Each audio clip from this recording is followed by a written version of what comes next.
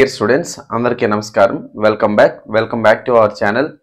Dear students, మనం బయాలజీలో ఈ group D point of వ్యూలో మనకి ఎక్కువ మంది కన్ఫ్యూజ్ అవుతున్నటువంటి ఏరియా ఏంటంటే ఎంజైమ్స్. ఓకేనా? సో మనకేంటంటే ఈ ఎంజైమ్స్ అనేది ఏదైతే ఉందో ఇది ఏ టాపిక్ లో భాగం? జీర్ణ వ్యవస్థలో భాగం. ఓకేనా? సో మీకు ఏంటంటే ఈ టాపిక్ మీద మీకు పూర్తిగా అవగాహన ఉన్నట్టుగా అనిపిస్తుంది, కానీ క్వశ్చన్స్ వచ్చేసరికి ఏంటంటే చాలా మంది తప్పు చేస్తారు అనమాట. సో దాని మీద ఒక క్లారిటీ అనేది ఈ వీడియోలో మీకు ఇచ్చే ప్రయత్నం చేస్తాను. దాంతో పాటుగా కిరణజన్య సంయోగ క్రియ అంటే ఫోటోసింథసిస్ టాపిక్ లో కూడా ఎక్కువ మంది మిస్టేక్స్ చేస్తున్నారు అనమాట. సో దాని మీద కూడా మీకు ఒక అవగాహన ఇచ్చే ప్రయత్నం చేస్తానండి. సో సాధారణంగా మీ అందరికీ తెలుసు, జీర్ణం అంటే ఇంగ్లీష్ లో డైజెషన్ అంటారు. డైజెషన్ అంటే ఏంటి? సంక్లిష్టమైనటువంటి ఆహార పదార్థాలు అంటే కాంప్లెక్స్ ఫుడ్ మాలిక్యూల్స్ అనేవి ఎలా మారుతున్నాయండి? సరళంగా మారుతున్నాయి. ఎలా మారుతున్నాయి? సరళంగా. అంటే కాంప్లెక్స్ ఫుడ్ మాలిక్యూల్స్ అనేవి సింపుల్ ఫుడ్ మాలిక్యూల్స్ గా మారుతున్నాయి. ఇది మీ అందరికీ తెలిసినటువంటి సమాచారం, అంతే కదా? అయితే ఇవి ఏంటి? ఎవరి సమక్షంలో మారుతున్నాయండి? ఎంజైమ్ల సహకారంతో, ఎంజైమ్ల సమక్షంలో మారుతాయి. మరి ఎలా మొదలవుతాయండి? ఇది హార్మోన్ల సమక్షంలో. ఓకేనా? ఎంజైమ్ల సమక్షంలో జీర్ణం అయితే హార్మోన్ సమక్షంలో ఈ ప్రాసెస్ అనేది సాధారణంగా స్టార్ట్ అవడం జరుగుతుంది. ఓకేనా? మీ అందరికీ తెలుసు, క్లారిటీగా గుర్తుపెట్టుకోండి. ఆకలిని పుట్టించే హార్మోన్ వచ్చేసరికి గ్రెలిన్ అని పిలుస్తారనమాట. ఆకలిని నశింపచేసే హార్మోన్ వచ్చేసరికి లెప్టిన్. ఈ రెండు పదాలు కూడా ఓల్డ్ ఎన్సీఆర్టీలో ఉన్నాయి తప్ప న్యూ ఎన్సీఆర్టీలో మెన్షన్ చేయలేదు. ఓకేనా? గుర్తుపెట్టుకోండి. ఓకే, అయితే మీరు బాగా ఎక్కువగా కన్ఫ్యూజ్ అవుతారు కదా. కన్ఫ్యూజ్ అవుతున్నటువంటి ఏరియాస్ ఒక్కొక్కటి మాట్లాడదామండి. సో సాధారణంగా జీర్ణాశయంలో, ఓకేనా, స్టమక్ లో మీ అందరికి తెలుసు గ్యాస్ట్రిక్ గ్లాండ్స్ ఉంటాయి. ఏముంటాయండి? Gastric glands. ఇక్కడ గ్యాస్ట్రిక్ గ్లాండ్స్ అంటే ఏంటండి? జఠర గ్రంథులు అని చెప్పి మనం పిలవడం జరుగుతుంది. ఏమని పిలుస్తాం? జఠర గ్రంథులు లేదా గ్యాస్ట్రిక్ గ్లాండ్స్ అంటాం. ఈ గ్యాస్ట్రిక్ గ్లాండ్స్ నుంచి ఏమొస్తుందండి? గ్యాస్ట్రిక్ జ్యూస్ వస్తుంది అనమాట. ఏమొస్తుందండి? దీని నుంచి గ్యాస్ట్రిక్ జ్యూస్ అనేది రావడం జరుగుతుంది. జీర్ణాశయం అంచుల్లో జీర్ణ గ్రంథులు ఉంటాయి. జీర్ణ గ్రంథుల నుంచి జీర్ణ రసం లేదా జఠర రసం అనేది సాధారణంగా వస్తుంది. అయితే గ్యాస్ట్రిక్ జ్యూస్ లో ఎవరెవరు ఉంటారు? ఎవరెవరిని కలిపితే గ్యాస్ట్రిక్ జ్యూస్ అంటారు? ఇది ఇంపార్టెంట్. హెచ్సిఎల్ ను, ఓకే, ఇంపార్టెంట్ చూడండి. హెచ్సిఎల్ ను, అదేవిధంగా పెప్సిన్ అనే పిలుస్తున్నటువంటి, గుర్తుపెట్టుకు, హెచ్సిఎల్ అదేవిధంగా పెప్సిన్ అనే పిలుస్తున్నటువంటి ఒక ఎంజైము, అదేవిధంగా దీంతో పాటుగా స్లాష్మమ్. ఏమంటారమ్మా? స్లాష్మమ్. స్లాష్మమ్ అంటే ఏంటి? మ్యూకస్. పెప్సిన్ అనేది ఏంటి? ఒక ఎంజైమ్. పెప్సిన్ అనేది ఏంటి? పెప్సిన్ అనేది ఒక ఎంజైమ్. హెచ్సిఎల్ అనేది ఏంటి? ఒక యాసిడ్. సో వీళ్ళ ముగ్గురిని కలిపితే మనం ఏమని పిలుస్తాం? గ్యాస్ట్రిక్ జ్యూస్ లేదా జఠర రసం లేదా జీర్ణ రసం అని చెప్పి మనం పిలవడం జరుగుతుంది. అయితే ఇక్కడ మీరు గుర్తుపెట్టుకోవాల్సింది ఏంటి? వీళ్ళ ముగ్గురిని కలిపితేనే గ్యాస్ట్రిక్ జ్యూస్ అంటారు. అయితే ఒక్కొక్కటిగా మనం మాట్లాడితే అండి, హెచ్సిఎల్ అనేది ఏదైతే ఉందో ఇది జీర్ణాశయంలో అంటే స్టమక్ లోని ఇది యాంటీ బ్యాక్టీరియల్ గా పనిచేస్తుంది. అంటే ఆహారంలో ఏమైనా బ్యాక్టీరియా గట్రా ఉంటే, ఓకేనా, ఆహారంలో ఏమైనా బ్యాక్టీరియా గట్రా ఉంటే గనక దాన్ని నాశనం చేయడానికి ఉపయోగిస్తుంది. అండ్ చాలా చాలా ఇంపార్టెంట్, హెచ్సిఎల్ అనేది ఏదైతే ఉందో జీర్ణాశయం అంటే ఏంటి? జీర్ణాశయం అంటే ఏంటి? స్టమక్ అంటాం కదా. ఓకేనా? జీర్ణాశయం అంటే ఏంటి? స్టమక్. సో మీరు ఒకసారి రఫ్ డయాగ్రామ్ తీసుకుంటే ఇలా ఉంటది కదమ్మా జీర్ణాశయం. ఒక రఫ్ డయాగ్రామ్ తీసుకుంటే మీకు ఇలా ఉంటుంది జీర్ణాశయం. ఈ జీర్ణాశయంలో ఉన్నటువంటి జ్యూసెస్, గ్యాస్ట్రిక్ జ్యూసెస్ అన్నాం కదా, అందులో ఎవరెవరు ఉంటారు? హెచ్సిఎల్, పెప్సిన్, స్లాష్మమ్ లేదా మ్యూకస్. ఓకేనా? అయితే ఇప్పుడు ఇంపార్టెంట్ బిట్ ఏంటి? మీరు గుర్తుపెట్టుకోవాల్సినటువంటి ఏరియా ఏంటంటే హెచ్సిఎల్ అనేది సాధారణంగా యాంటీ బ్యాక్టీరియల్ అని మీరు పుస్తకాల్లో చదువుతారు, రైటే. కానీ ఏంటి? హెచ్సిఎల్ అనేది సాధారణ నిద్రావస్థలో ఉన్నటువంటి, ఓకేనా, ఖాళీగా కూర్చున్నటువంటి పెప్సిన్ ని యాక్టివేట్ చేస్తుంది. ఇది ఇంపార్టెంట్ బిట్. ఓకేనా? ఖాళీగా అంటే జీర్ణాశయంలో స్టమక్ లో ఉన్నటువంటి పెప్సిన్ అనే ఒక ఎంజైమ్ ని యాక్టివేట్ చేసేది ఎవరంటే, నిద్రలేపేది ఎవరంటే హెచ్సిఎల్. చాలా మంది యాంటీ బ్యాక్టీరియల్ అని చదువుతారు కానీ ఇక్కడ తెలుసుకోరు అనమాట. ఓకే, నీ 10th క్లాస్ ఎన్సీఆర్టీలో ఇస్తాడు. సో ఇక్కడ ఏంటి? మనకి ఈ పెప్సిన్ ని యాక్టివేట్ చేస్తారు. అప్పుడు పెప్సిన్ ఏం చేస్తుందండి? పెప్సిన్ ఏం చేస్తుంది? ప్రోటీన్స్ ని, ఇంపార్టెంట్, ప్రోటీన్స్ ని డైజెషన్ చేస్తుంది. ప్రోటీన్స్ ని ఎలా మారుస్తుంది? పెప్టైడ్స్ గా మారుస్తుంది అనమాట. పెప్టైడ్స్ తర్వాత ఏంటి? పెప్టోన్స్ గా మారుతాయి. తర్వాత ఎమినో యాసిడ్స్ గా మారుతాయి. ఓకేనా? సో ఇది ఒక ఇంపార్టెంట్ బిట్. తర్వాత పెప్సిన్ ఏం చేస్తాం మనం మాట్లాడుకుని హెచ్సిఎల్ మాట్లాడుకున్నాం. తర్వాత శ్లాష్మం అన్నాం. తర్వాత ఇక్కడ చెప్పాను కదండి శ్లాష్మం.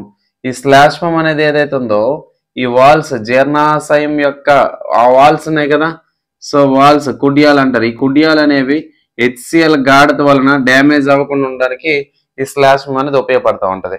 ఓకే, నెక్స్ట్ జీర్ణాశయంలో పాక్షికంగా డైజెస్ట్ అయిన ఫుడ్ అంటే పార్షియల్ గా డైజెస్ట్ అయిన ఫుడ్ అంటే ఈ ఎంజైమ్స్ వలన ఫుడ్ అనేది ఎలా అవుతుందంటే పార్షియల్ గా డైజెస్ట్ అవుతుంది, కొంతవరకు డైజెషన్ అనేది అవుతుంది అనమాట.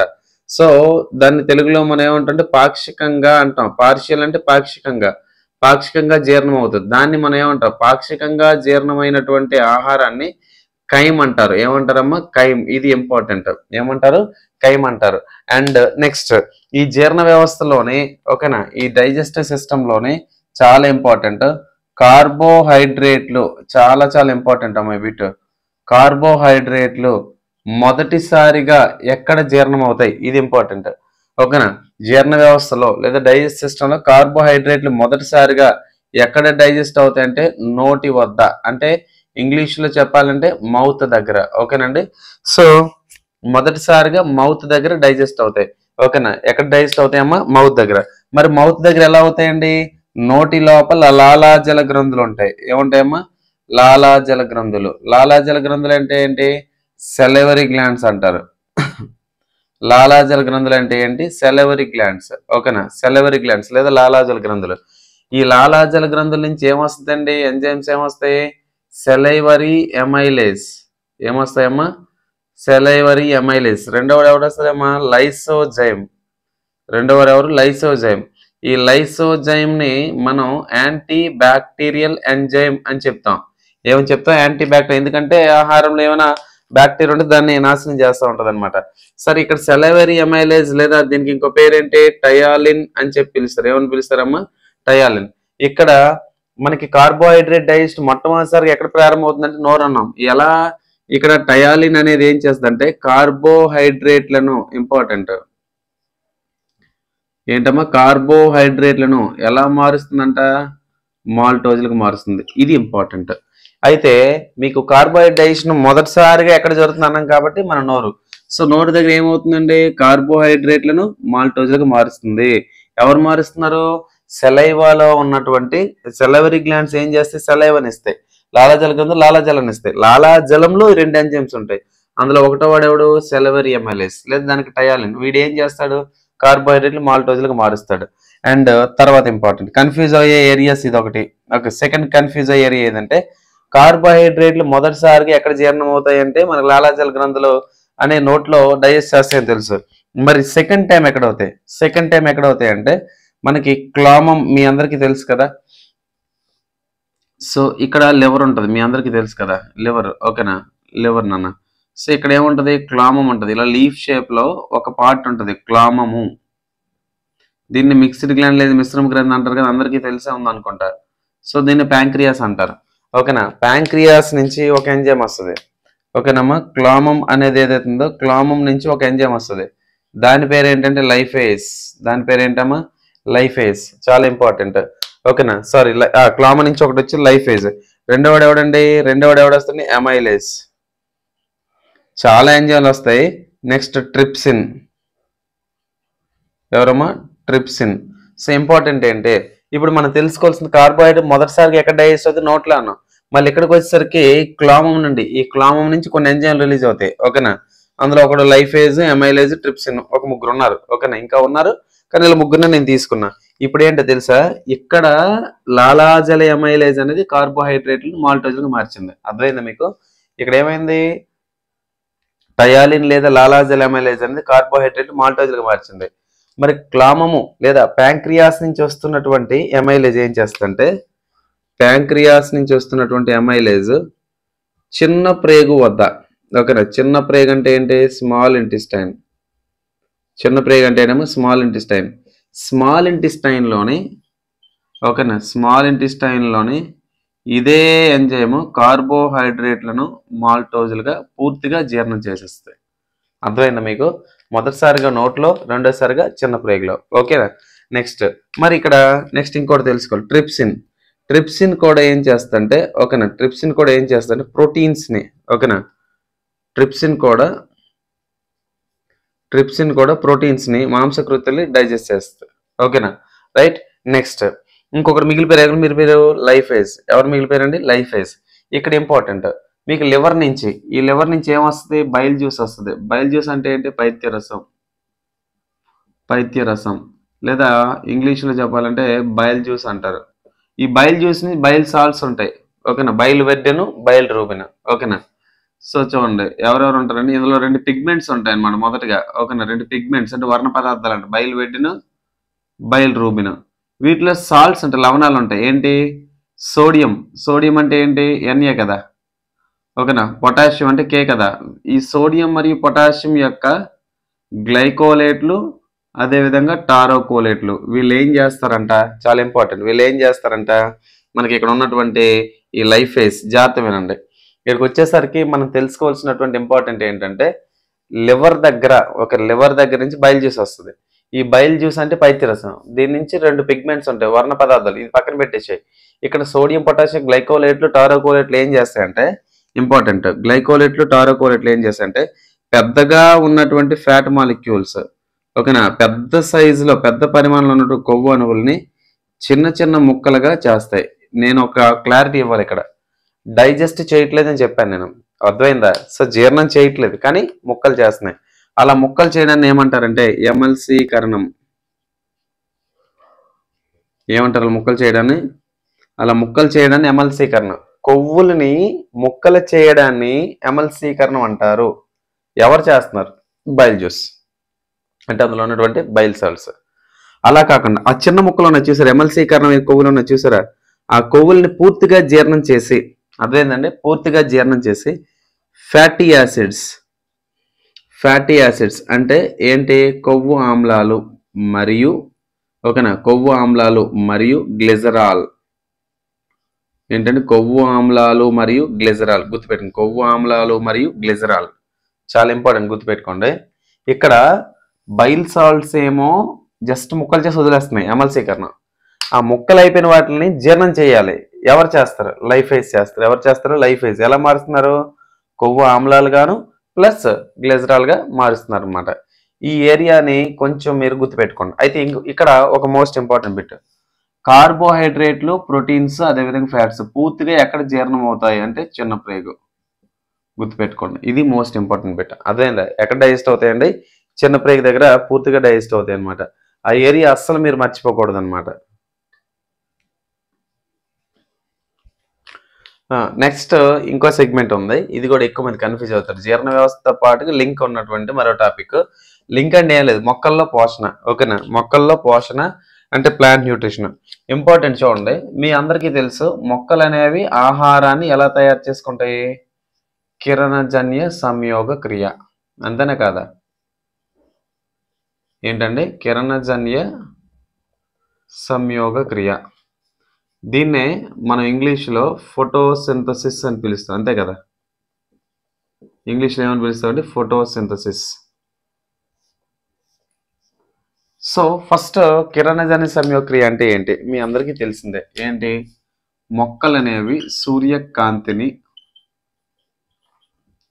లేదా సూర్యరశ్మి, అవునా, దాన్నే సన్లైట్ అంటాం, అంతే కదా? ఏమంటాం? సన్లైట్ ఓకేనా.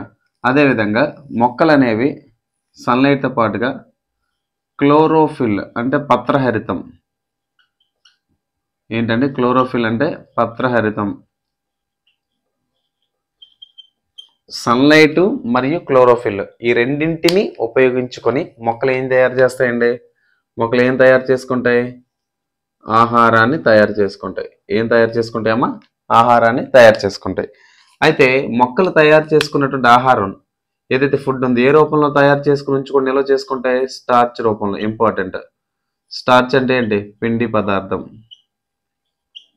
ఏంటండి? పిండి పదార్థం రూపంలో తయారు చేసుకుని ఉంచుకుంటాయి. మానవుల్లో అయితే మళ్ళీ ఎలా ఉంటాయండి? గ్లైకోజన్ రూపంలో. మనలో అయితే గ్లూకోజ్ని గ్లైకోజన్ రూపంలో నిల్వ చేసుకుంటాం. ఎక్కడ నిల్వ చేసుకుంటాం? కాలేయం. కాలేయం అంటే ఏంటి? లివర్. ఇక్కడ మనం నిల్వ చేసుకుంటాం. మొక్కలైతే స్టార్చ్ రూపంలో నిల్వ చేసుకుంటాయి. ఇక్కడ దాకా అర్థం చేసుకోండి. ఇప్పుడు నేను ఒక ఈక్వేషన్ రాస్తాను, కిరణజన్య సంయోగక్రియ సంబంధించి ఈక్వేషన్. ఆ ఈక్వేషన్ మీద మనకి ఇంపార్టెంట్ అంటే మనం ఎప్పుడు కూడా కన్ఫ్యూజ్ అవుతున్న ఏరియాస్ ఉన్నాయి. మొక్కలు ఏం చేస్తాయి, ఆహారం తయారు చేసుకుంటాయి, ఎలా తయారు చేసుకుంటాయి అంటే మనం ఒక ఈక్వేషన్ రూపంలో చూపిద్దాము. సో మీ అందరికీ తెలిసిందే 6CO2 plus 12H2O gives rise to, ఎవరి సమక్షంలో తయారు చేసుకుంటున్నాయి, సూర్యరశ్మి అంటే సన్లైట్. ఇంకొకరు ఎవరు, క్లోరోఫిల్. ఇంకొకరు ఎవరు, క్లోరోఫిల్. అయితే ఏం తయారు చేసుకుంటున్నాయి, గ్లూకోజ్ తయారు చేసుకుంటున్నాయి. అది ఏ రూపంలో నిల్వ చేసుకుంటున్నాయి, పిండి పదార్థ రూపంలో.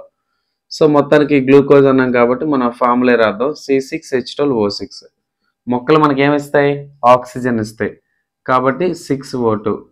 ఓకేనా, మొక్కలు కొంత వాటర్ని పోగొట్టుకుంటాయి కదా వేపర్ రూపంలో, ఓకేనా, కాబట్టి వాటర్ అని రాశాను నేను. ఇప్పుడు ఇందులో మనం తెలుసుకోవాల్సింది ఏంటి, ఓకేనా, ఇందులో మనం తెలుసుకోవాల్సింది ఏంటంటే మొక్కలు అనేవి, ఓకేనా, కొన్ని ఇంపార్టెంట్ బిట్స్ చెప్తాను చూడు. మొక్కలు అనేవి సన్లైట్ని తీసుకుంటాయి అన్న, సూర్యకాంతిని ఏ రూపంలో తీసుకుంటున్నాయి, ఫస్ట్ ఇంపార్టెంట్ పాయింట్, ఫోటాన్ల రూపంలో తీసుకుంటున్నాయి. ఏ రూపంలో, ఫోటాన్ల రూపంలో తీసుకుంటాయి. ఫోటాన్ల రూపంలో తీసుకున్నటువంటి సన్లైట్ ఏదైతే ఉందో, ఓకేనమ్మా, ఇది ఏం చేస్తుంది, ఫస్ట్ మొక్కలు తీసుకున్నటువంటి వాటర్ మాలిక్యూల్ ఏదైతే ఉందో H2Oని H+ గాను OH- గాను విడగొట్టుకుంటాయి. కాంతి సమక్షంలో జరుగుతుంది కాబట్టి దీన్ని మనం ఏమని పిలుస్తాం అంటే కాంతి జల విశ్లేషణ. ఏమని పిలుస్తాం అంటే కాంతి జల విశ్లేషణ. ఇంగ్లీష్లో చెప్తే ఫోటోలసిస్ ఆఫ్ వాటర్ లేదా ఫోటోలైసిస్ ఆఫ్ వాటర్. ఓకేనా, దీన్ని ఎవరు కనుక్కున్నారు, రాబర్ట్ హిల్. ఎవరమ్మా, రాబర్ట్ హిల్. అందుకే దీన్ని మనం ఏమని పిలుస్తాం, హిల్స్ రియాక్షన్ లేదా హిల్చర్య అంటారు. ఓకేనా, అది పక్కన పెట్టేసి. సో ఈ క్వశ్చన్ మనకు అర్థమైంది. ఎగ్జామ్ పాయింట్ ఆఫ్ వ్యూలో ఏమడుగుతాడు, ఓకేనా, ఫస్ట్ మొక్కలు తయారు చేసుకున్నటువంటి ఆహారంలో ఉన్న ఎలిమెంట్స్ కార్బను, హైడ్రోజన్, ఆక్సిజన్. వీటి యొక్క రేషియో ఎంత, 6:1, 6:2, 6:1, 1:2:1. వీటి యొక్క రేషియో ఫస్ట్. ఓకేనా, నెక్స్ట్ కార్బన్లో ఉన్నట్టు ఇక్కడ గ్లూకోజ్లో ఉన్నటువంటి మూలకాల సంఖ్య 3, కార్బన్, హైడ్రోజన్, ఆక్సిజన్. ఇది ఒక బిట్. రెండోది కిరణజన్య సంయోగ క్రియలోని, ఓకేనా, ఫోటోసింథసిస్లో external factors, most important bit. కిరణజన్య సంయోగ క్రియలోని ఎక్స్టర్నల్ ఫ్యాక్టర్స్ అంటే బాహ్య కారకాలు ఎవరు అని అడుగుతారు. మీరేం చెప్పాలంటే సన్లైట్, అదేవిధంగా క్లోరోఫిల్. ఇది ఫస్ట్ ఇంపార్టెంట్ బిట్. సెకండ్, కిరణజన్య సంయోగ క్రియలో మొక్కలకు అవసరం లేని వాయువు ఏది, అవసరమయ్యే వీళ్ళు, అవసరం లేని వీళ్ళు, అవసరం లేని వాయువు ఏది అన్నాడు. ఓకేనా, మొక్కలకు అవసరం లేని వాయువు అని అడిగాడు కాబట్టి ఆక్సిజన్. గుర్తుపెట్టుకోండి, ఇక్కడ కిరణజన్య సంయోగ క్రియలో మొక్కలకి అవసరం లేని వాయువు ఏది, గ్రూప్ డి ప్రీవియస్ క్వశ్చన్ ఉంది. ఓకేనా, ఆక్సిజన్. మొక్కలకు అవసరమయ్యే వాయువు ఏది, ఇదిగోండి కార్బన్ డైఆక్సైడ్. ఓకేనమ్మా, మొక్కలకు అవసరమయ్యే వాయువు కార్బన్ డైఆక్సైడ్. మొక్కలకు అవసరం లేనివి ఏవి, మొక్కలకు అవసరం లేనివి అంటే ఏవి, ఆక్సిజన్. ఇది ఫస్ట్. ఓకేనా, ఇది ఫస్ట్. నెక్స్ట్ మొక్కలు శ్వాసక్రియ అంటే రెస్పిరేషన్. శ్వాసక్రియలు అయితే మొక్కలు ఆక్సిజన్ తీసుకుంటాయి, కార్బన్ డైఆక్సైడ్ విడిచిపెడతాయి. ఓకేనా, కార్బన్ డైఆక్సైడ్ విడిచిపెడతాయి అన్నమాట. ఓకేనా, మొక్కలు శ్వాసక్రియలు అయితే ఆక్సిజన్ తీసుకుంటాయి, కార్బన్ డైఆక్సైడ్ విడిచిపెడతాయి. కిరణజన్య సంయోగక్రియలు అయితే కార్బన్ డైఆక్సైడ్ తీసుకుంటే ఆక్సిజన్ విడిచిపెడతారు. ఇది చాలా ఇంపార్టెంట్ ఆస్పెక్ట్ అన్నమాట, అస్సలు మర్చిపోవద్దు. చాలా చాలా ఇంపార్టెంట్, కన్ఫ్యూజ్ అవుతారు. ఇలా కొన్ని కాన్సెప్ట్లు ఉన్నాయి, కన్ఫ్యూజ్ అయ్యే కాన్సెప్ట్స్, అవన్నీ నేను మీకు ఇలా చెప్పే ప్రయత్నం చేస్తాను. So group D exam dates ఇంకా కొలిక్కి రాలేదు. చాలా మంది అభ్యర్థులు ప్రిపరేషన్ సగంలో ఆపిన వారు లేదా ఇంకా ప్రిపేర్ అవుతున్న వాళ్ళు, ప్రిపరేషన్ రీసెంట్ గా స్టార్ట్ చేసిన వారు ఎవరైతే ఉన్నారో వాళ్ళకి మంచి అవకాశం. సో మీ అందరికీ కూడా ఇప్పుడు ఎలా అయితే నేను ఇక్కడ చెప్పానో ఇలాంటి బయాలజీ క్లాసెస్ విత్ మెటీరియల్స్ మన యాప్ లో ఉన్నాయండి. సో యాక్చువల్ గా కాస్ట్ అనేది 249 పెట్టాను అనమాట. సో మళ్ళీ ఎగ్జామ్ పోస్ట్ పోన్ అయ్యే అవకాశం ఉంది, మళ్ళీ ప్రిపేర్ అవుతారు, మీకు ఇబ్బంది ఉండకూడదనే ఉద్దేశంతో 199 రూపీస్తోనే మీకు 3 days పెట్టడం జరిగింది. సో తర్వాత ఇది 249కి చేంజ్ చేయడం జరుగుతుందండి. సో కోర్సు మన యాప్ డౌన్లోడ్ చేసుకుని కామెంట్ బాక్స్లో లింక్ ఇవ్వడం అనేది జరుగుతుంది. ఓకేనా. మన యాప్ పేరు బయాలజీ ఇట్స్ సింపుల్ నౌ, అంటే మన యూట్యూబ్ ఛానల్ పేరే. ఓకేనా. బయాలజీ ఇట్స్ సింపుల్ నౌ అనేది మన యాప్ పేరు అనమాట. సో డౌన్లోడ్ చేయండి, కామెంట్ బాక్స్లో కూడా మీకు లింక్ ఇవ్వడం జరుగుతుంది, పర్చేస్ చేసుకోండి. సో 6 నెలల వ్యాలిడిటీ అనేది, ఓకేనండి. సో 6 నెలల వ్యాలిడిటీ అనేది సాధారణంగా ఇవ్వాలనుకోండి. సో ప్రజెంట్ ఎగ్జామ్ అనేది దగ్గర పడతా ఉంది కాబట్టి దీనికి 3 నెలల వ్యాలిడిటీతో మాత్రమే ఇవ్వడం జరుగుతుంది. ఓకేనా. సో ఇన్ ఫ్యూచర్లో మనకి టెక్నీషియన్ గ్రేడ్ 3 ఎన్టీపీసీ ఉన్నాయి, దానికి ఇంకా అడ్వాన్స్ కోర్స్ అనేది మనం డిజైన్ చేస్తున్నాం ఆల్రెడీ. సో అడ్వాన్స్డ్ కోర్స్ కావాలంటే గ్రేడ్ 3 టెక్నీషియన్ కోర్స్ తీసుకోండి. బయాలజీ ఇది వింటే త్రూఅవుట్ అన్ని గవర్నమెంట్ ఎగ్జామ్స్ సంబంధించిన ఎగ్జామ్స్కి బయాలజీ సరిపోద్ది. ఓన్లీ గ్రూప్ డీకి అయితే కనుక మీరు పర్టికులర్గా ఈ బయాలజీ 2.0 అని కోర్స్ ఉంటుందండి. సో గుర్తుపెట్టుకోండి, మీ కోర్స్ ఏం తీసుకోవాలంటే బయాలజీ 2.0 అని ఉంటుంది అనమాట, స్పెషల్ ఫర్ గ్రూప్ డి అని ఉంటుంది, అది మీరు తీసుకోండి. ఓకేనండి. సో 6 నెలల వ్యాలిడిటీ ఇవ్వలేదు, 3 మంత్స్, సారీ అండి. ఓకేనా. సో మీరు గుర్తుపెట్టుకోండి, 199 ఇవ్వడం జరుగుతుంది. ఇంట్రెస్ట్ ఉంటే కనుక తీసుకోవచ్చు. ఓకేనా. Thank you.